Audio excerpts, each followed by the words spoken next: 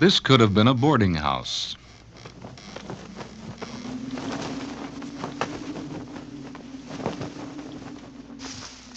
Just a few steps from the hotel. The town really boomed once, and a lot of people used to come and go. But now, only the autumn wind does that through the hollow windows.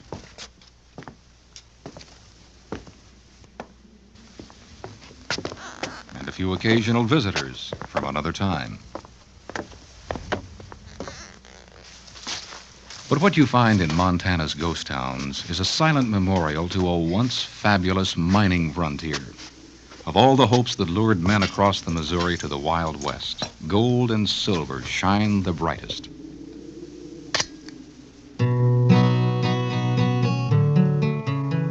The gold is there most anywhere. You can take it out rich with an iron crowbar. And where it is thick with a shovel and pick, you can pick it out in lumps as big as a brick. Then ho boys ho, to the gold mines we will go. There's plenty of gold in the West, I'm told, in the new El Dorado. Mining brought the first settlements to Montana and helped hasten the day of statehood. Often, it was an unstable existence. Towns like this enjoyed a brief burst of hope and even prosperity, but when the gold and silver played out, the men moved on. The town died.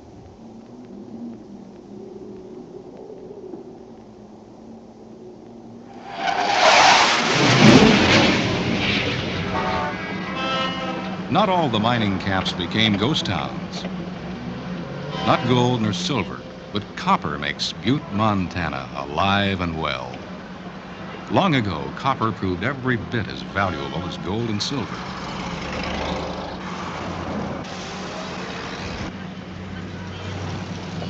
Mining gave birth to Butte and makes Butte what it is today. One of those unforgettable character cities, full of fascinating contrasts and lots of personality.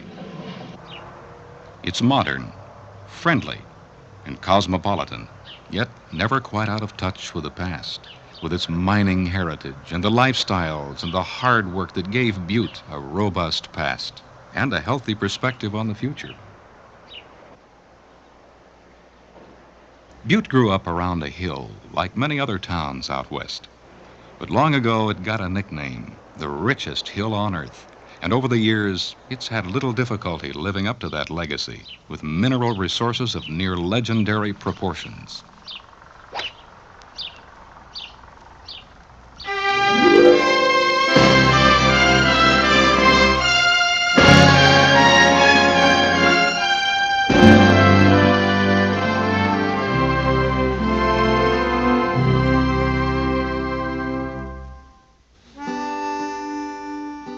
In 1864, around the creeks and gulches of this hill, men found gold.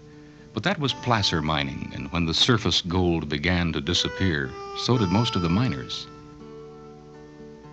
Then, silver was discovered, and the nearly ghost camp of Butte revived and began to get a firm foothold on life. During the silver boom that followed, an Irish miner named Marcus Daly arrived to run some mines. From another Irishman, Daly bought the claim to a silver mine, the Anaconda. The year was 1880, and when Daly found a rich vein of copper in the Anaconda, he gambled on a hunch. Forget silver and start mining copper. Daly's instinct paid off.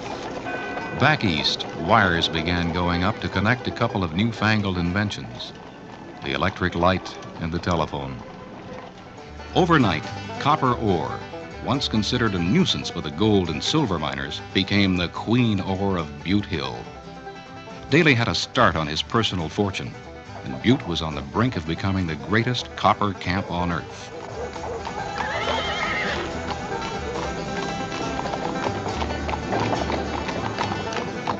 By 1900, there were several hundred mines, shafts, and prospects working on the hill, supplying about a fourth of the world's copper needs.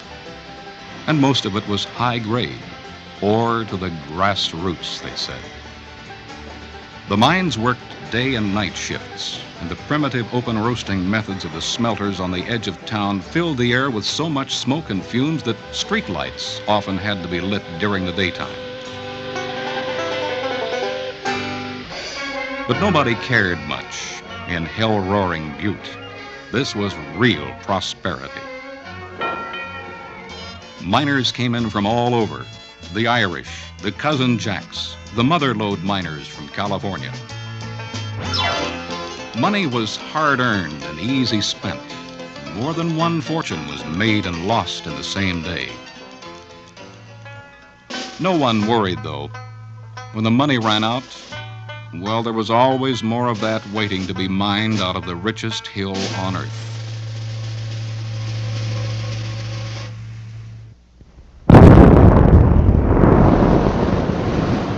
A hill of legendary proportions indeed, because even now, long after those high-grade strikes of the bonanza days, the potential mineral reserves are still greater than the total tonnage extracted in all the years since the first prospector's shovel bit the earth of Butte Hill.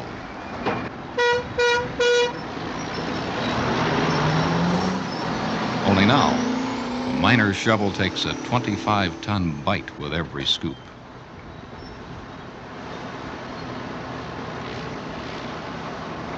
Yet from that 25 tons, barely 50 pounds of copper will finally result after costly and complex processing.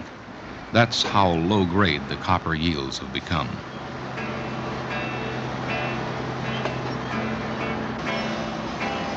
This is open pit mining, the Anaconda Company's Berkeley pit, the largest truck-operated pit in the country, over a mile in diameter and 1,200 feet deep, laying bare the workings of several former underground mines.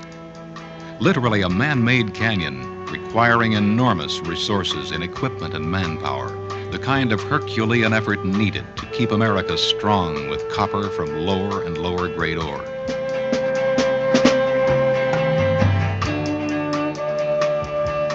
But shovels and trucks alone will not do the job. The operation demands an even more valuable commodity: men. Over 1,500 of them working round the clock. Skilled men who blast, load, haul, and dump about 250,000 tons of ore and waste every day. Imagine, if you will, the investment needed to extract ore from the pit. 133 massive trucks, literally diesel locomotives on rubber tires with capacities up to 200 tons.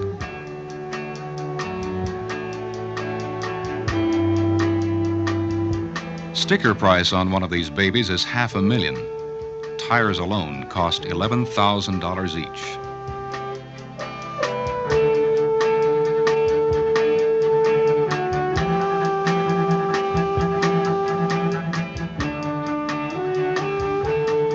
But again, equipment alone will not do the job. Though dwarfed by the huge size of the trucks, the men who daily inspect, pamper, praise, and guide these behemoths are the key element. Without these men, the trucks are like so many sleeping giants, powerful but useless, waiting for the mechanics and drivers to breathe life into them.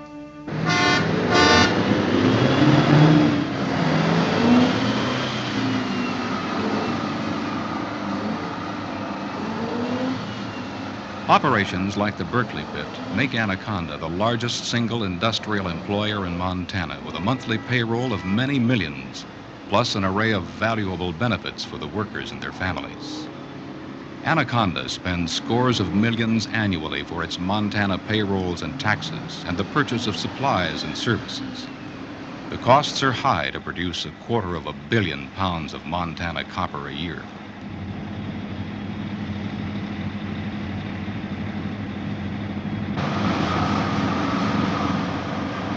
Hauling in these giants is the main activity in the pit, but they're fed by a fleet of massive electric shovels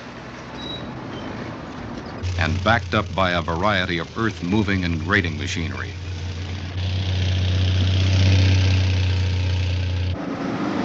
Service vehicles and facilities, and modern safety units.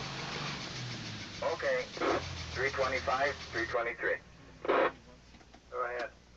Here comes the countdown. 10, 9, 8, 7, 6, 5, 4, 3, 2, 1, fire.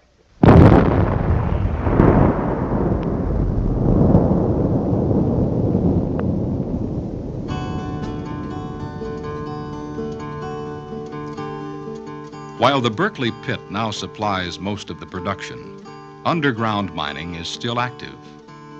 Anaconda operates 3 of the vein mines that honeycomb the earth below Butte. And the company is studying new large-scale techniques as the key to a successful underground mining program for the years ahead.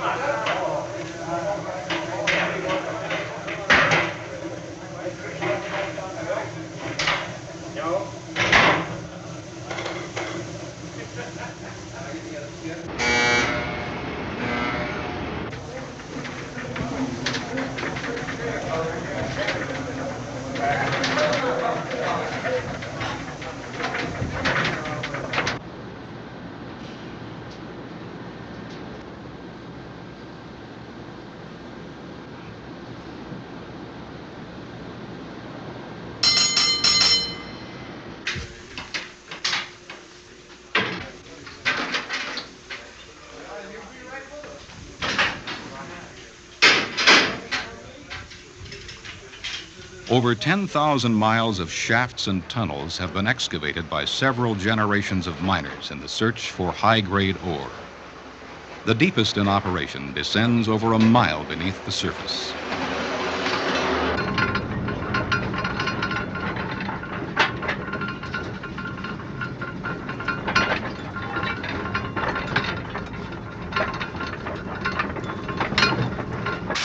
The men who work a mile deep and come home to dinner a mile high are specialists in vein mining, experienced and dedicated to the daily task of drilling, blasting, and mucking each round.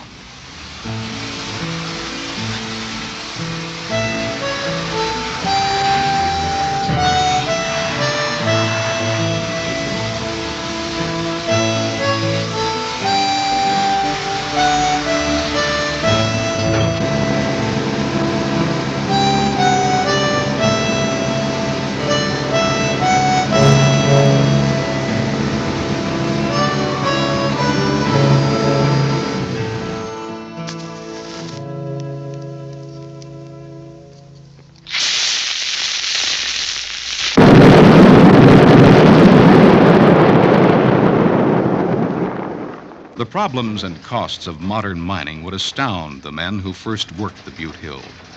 Most of the old mining problems are still around, but added now are new ones, born of increased operating costs and the challenge of producing quality copper from lower grade ores.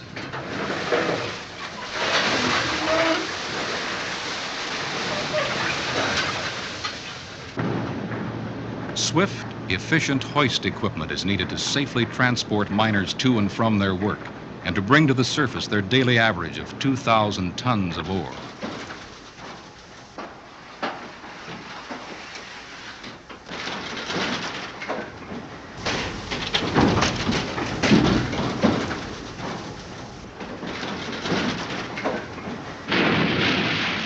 The problems of modern copper production crop up everywhere, but especially in the complex processing the ore must undergo, such as concentration, the first step in a long chain of production events.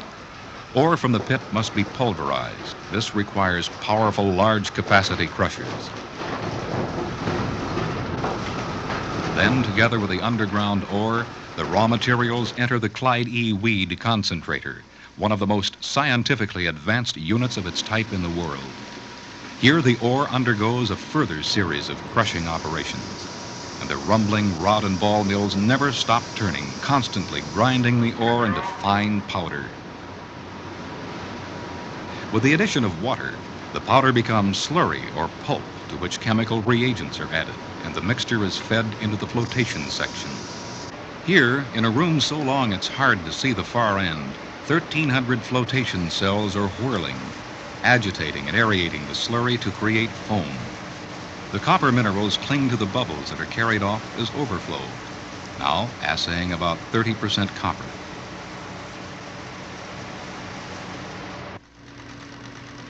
Practically every step of the concentration process is operated and monitored from a central control room, a complex electronic nerve center. Control. The byword is quality control, and closed-circuit TV, X-ray assaying, and computer data complement the skillful judgment of the men who operate the concentrator. Out of each ton of ore that entered the concentrator, 52 pounds emerges as concentrate, to be loaded into tank cars of the company-owned railroad for shipment to the smelter in Anaconda, 26 miles away.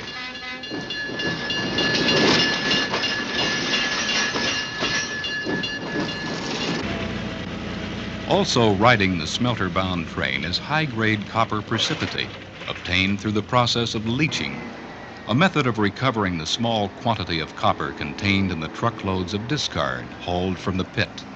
Material of such low-grade copper that recovery cannot be achieved by conventional concentration methods.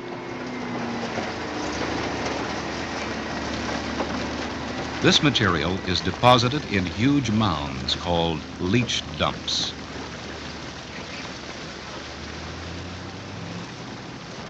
Water containing acid and pumped from the underground mines is filtered down through the leach dumps.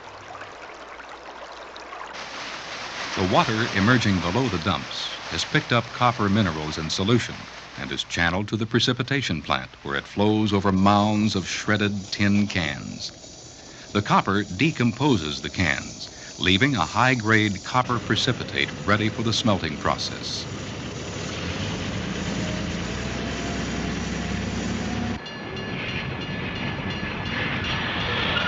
That's good.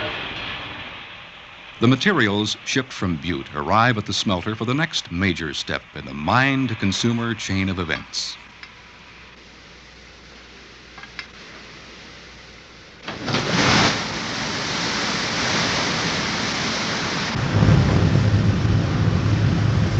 The smelter, realm of hot, molten metal, blazing with fiery glare.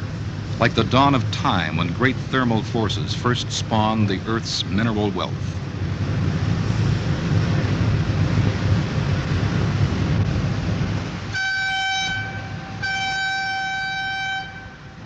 Smelting is like a form of sculpting because the process removes impurities just as a sculptor removes material to create.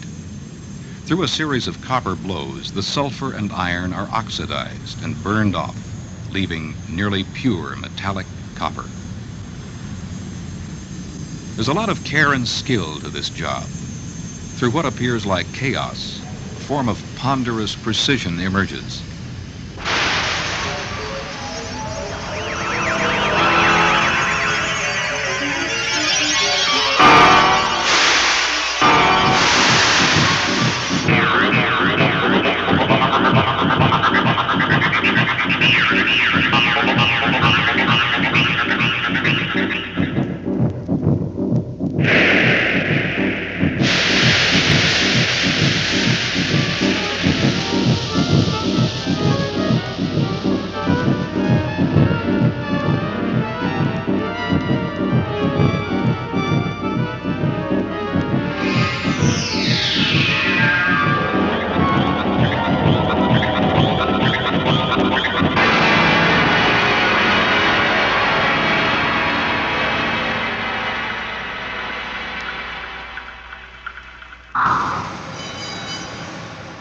Smelting produces molten copper 99% pure, which is cast into 460-pound anodes, large copper plates, to be further refined later by an electrolytic process.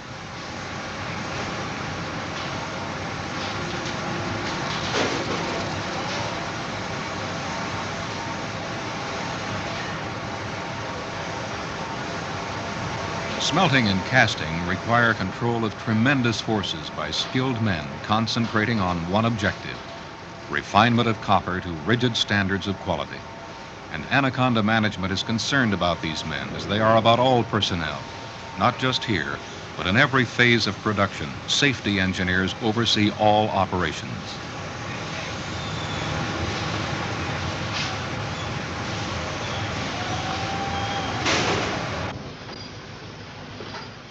Final product of the smelter. Rows of blister copper anodes roll out on specially built railroad cars, headed for their next destination, the refinery at Great Falls, Montana. One last bit of refining takes place here at Great Falls. Final purification and recovery of gold and silver.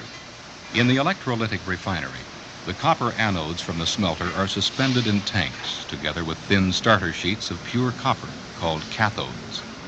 Current flowing through the electrolytic solution transfers pure copper from the anodes to the cathodes.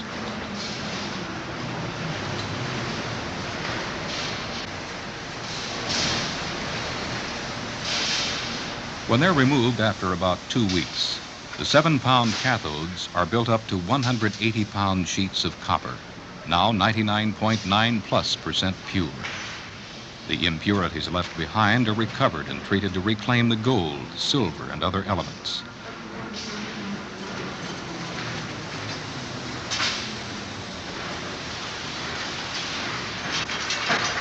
The high-purity copper cathodes are now ready for the furnace refinery, where they'll be melted, conditioned, and cast into commercial shapes.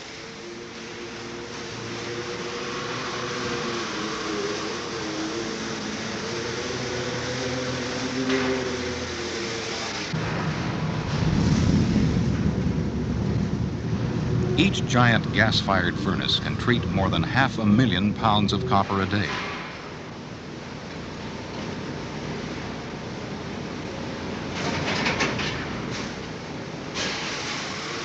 It takes about 16 hours to melt the charge, after which the metal will have the most desirable chemical balance for the production of sound castings.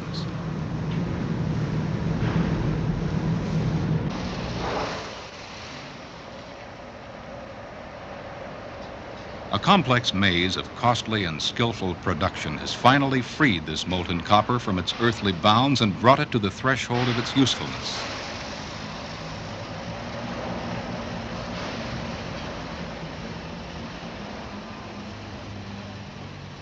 Here it is, pure and shining, shaping up to go to work along with its many alloys in every avenue of modern life. Its odyssey has just begun.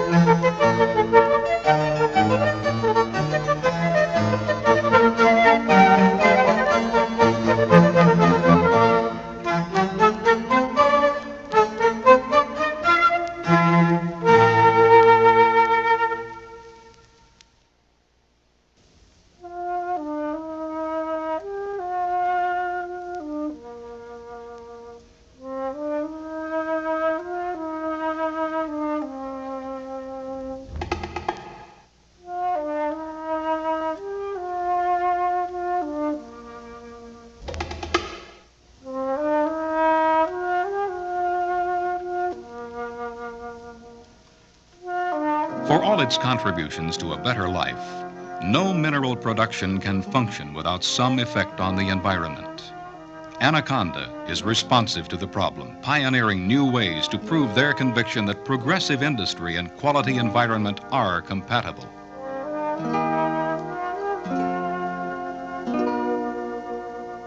It takes courage and ingenuity and many dollars to solve pollution problems by completely changing proven production methods. But Anaconda has taken that giant step to bring into play an entirely new smelting technology, the Arbiter process, invented by the company's own research department after 10 years of work. When the new plant is finished and in operation, it'll be the first air pollution-free copper reduction process in the world.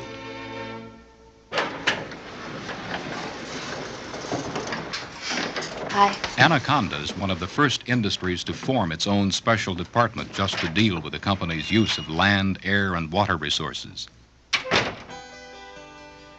Day after day, skilled technicians run tests, scrutinize the environment, checking water and soil samples, and counting particle emission in the air.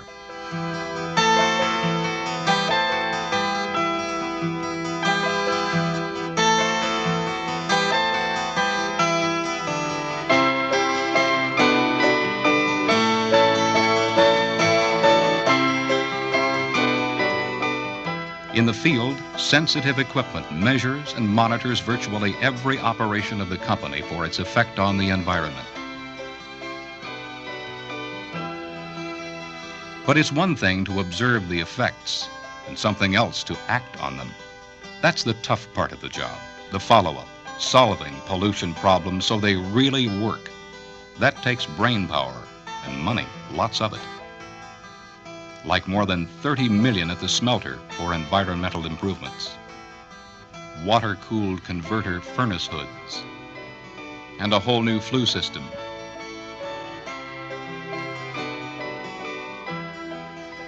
And a high-efficiency plant to reclaim sulfuric acid from the sulfur dioxide gases produced in smelting.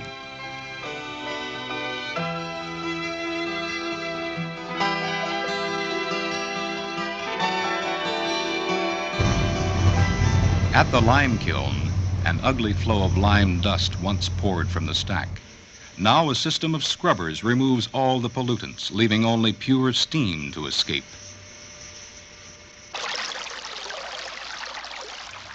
And it's taken more than $1 million to really start cleaning up the water used in copper production through a new system in Butte that has already won recognition as one of the best water pollution control systems in the nation.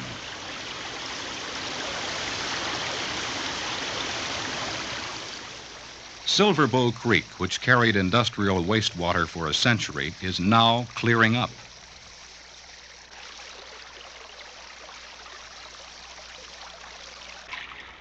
In the old settling pond area near the smelter, the company has turned about 3,000 acres into a wildfowl preserve, managed by the Montana Fish and Game Department.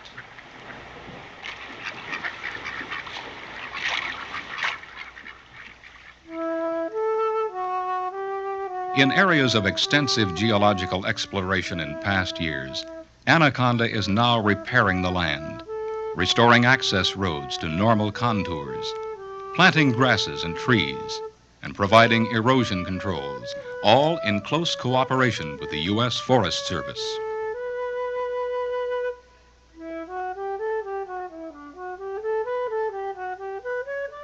These are just a few of Anaconda's efforts towards environmental protection. It's a big job for any industry. But when you live and work in Montana, you realize just how much is at stake. There are few places quite like it, with so much natural beauty. And you want to do all you can to keep it that way.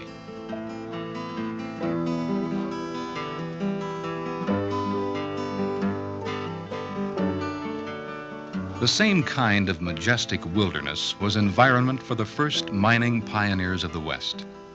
But the word ecology was not in their vernacular. Few of them could sense in this rugged country the delicate balance between earth and air and water and man, any more than they could have envisioned the vast importance of the Earth's mineral resources to the fabric of life in the generations ahead of them. The west of the mining frontier is gone, along with the pioneers who made it and the strike-it-rich sentiments of the bonanza days. We can't really say they despoiled the land, but their concern for the effects of mining was casual.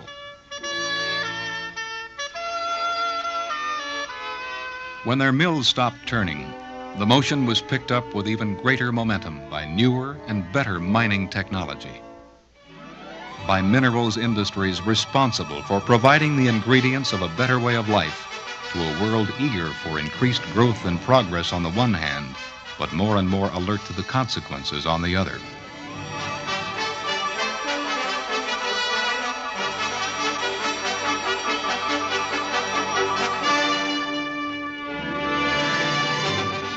In the tradition of that responsibility, the copper industry continues to reach out, to innovate, and to expand its horizons of constructive service to mankind.